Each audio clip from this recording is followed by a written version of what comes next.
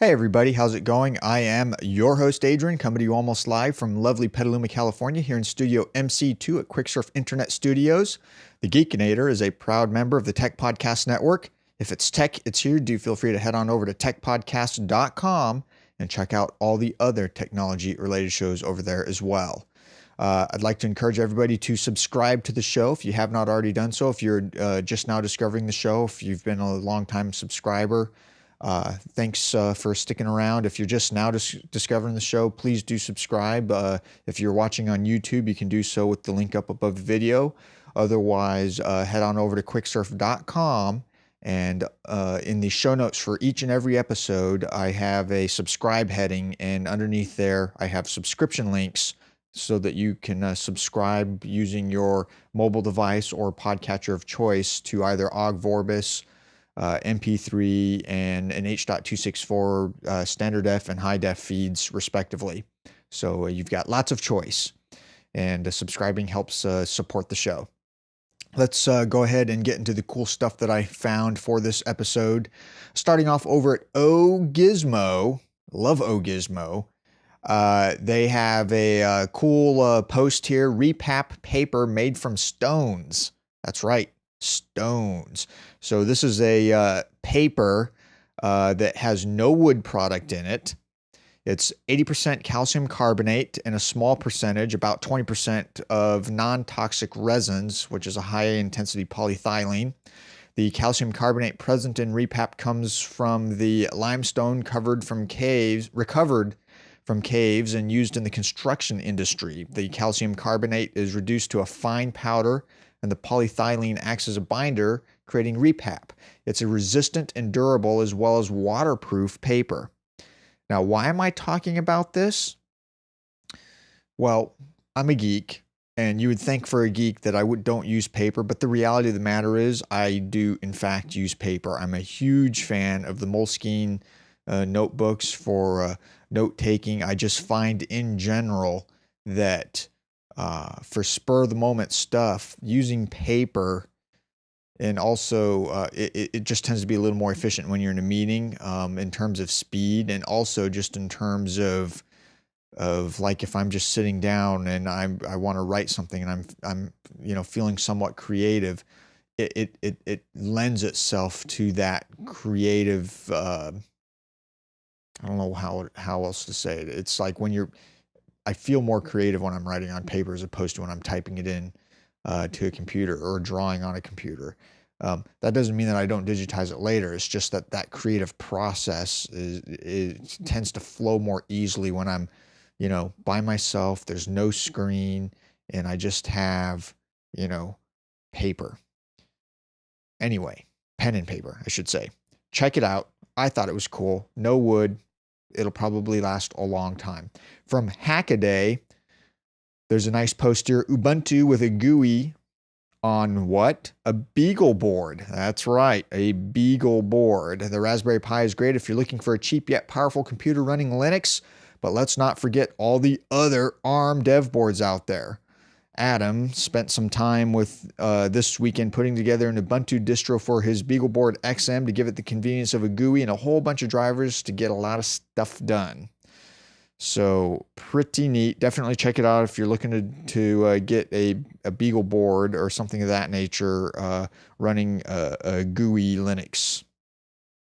From Wired.com, hints of a lost continent found beneath the Indian Ocean. That's right. Geological detectives are piecing together an intriguing seafloor puzzle. The Indian Ocean and some of its islands, scientists say, may lie on top of the remains of an ancient continent pulled apart by plate tectonics between 50 and 100 million years ago. Painstaking detective work involving gravity mapping, rock analysis, and plate movement reconstruction has led researchers to conclude that several places of the Indian Ocean, now far apart, conceal the remnants of a prehistoric landmass they have named Maritia. I don't know how to pronounce it. In fact, they say the Indian Ocean could be littered with such continental fragments, now obscured by lava erupted by underwater volcanoes. So pretty neat.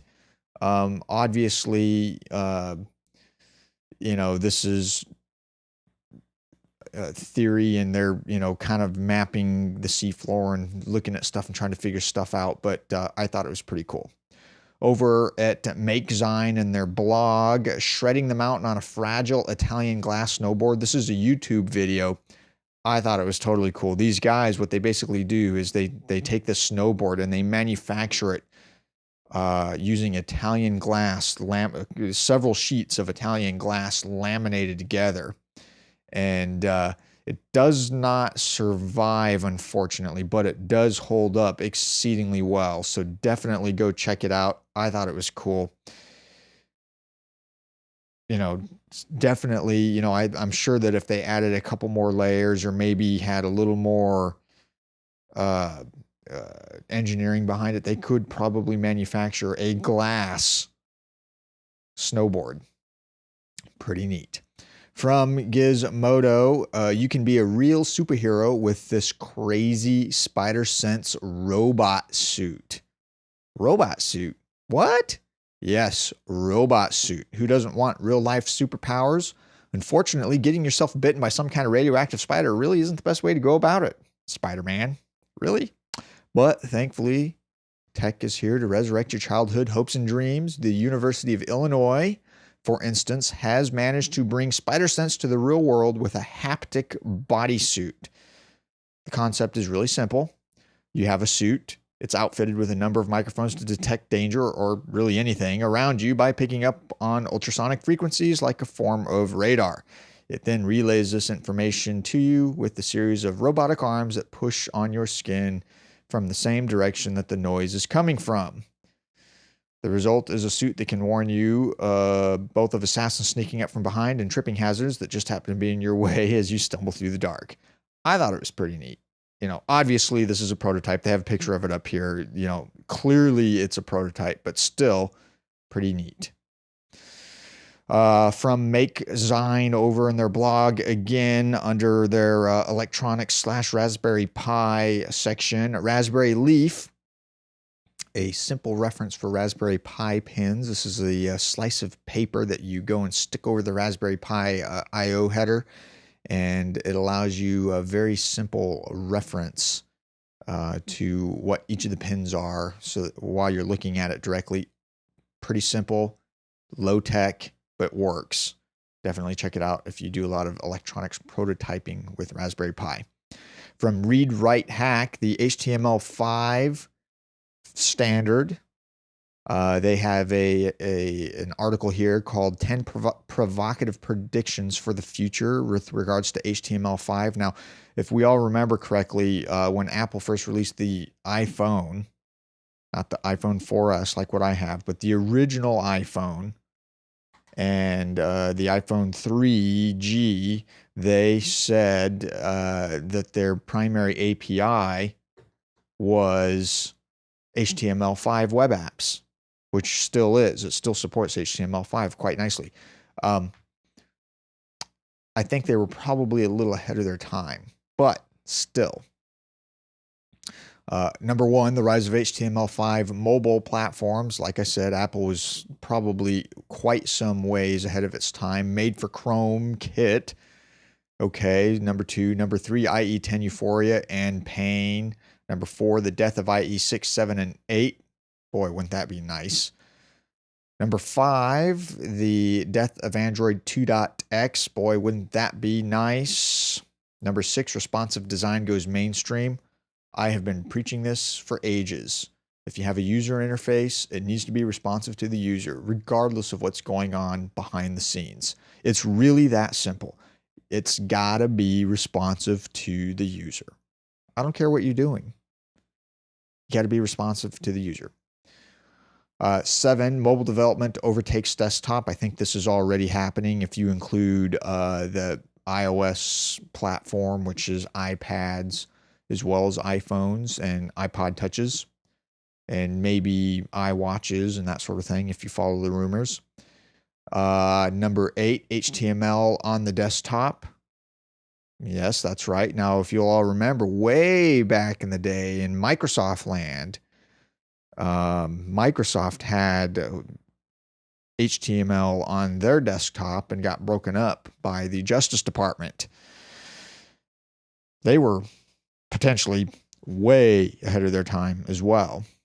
Number 9, SPA time or SPA time, which is what? Well, single page application. Yeah. Yep. Number 10, HTML gets naked again. Yeah. So now that the W3C has finalized HTML5, public conversation and media coverage is going to focus on what's next for the web standards platform. The W3C is already working on HTML 5.1, which is kind of neat, which is work that's being done within the WG, which is the Web Hypertext Application Technology Working Group. I can't stand acronyms, especially when you start getting into acronyms of acronyms.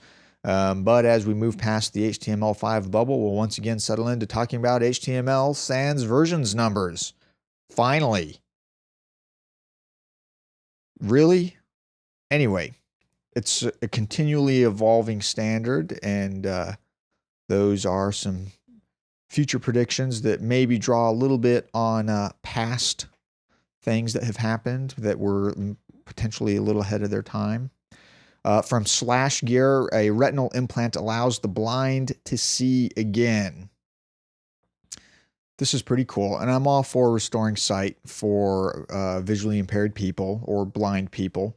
However, what I really would love to see is people who have vision having something like this that provides, in addition to your vision, an in your head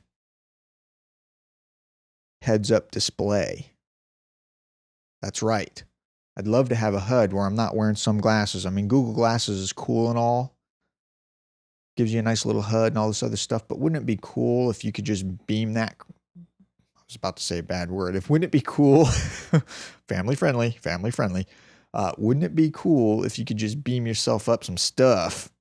How's that? Some stuff right directly into your head and provide a heads-up display. So you're seeing what you're seeing normally, but maybe overlaid on top of that, or, you know, somehow it just gets beamed into your brain. Yeah, that would be epic.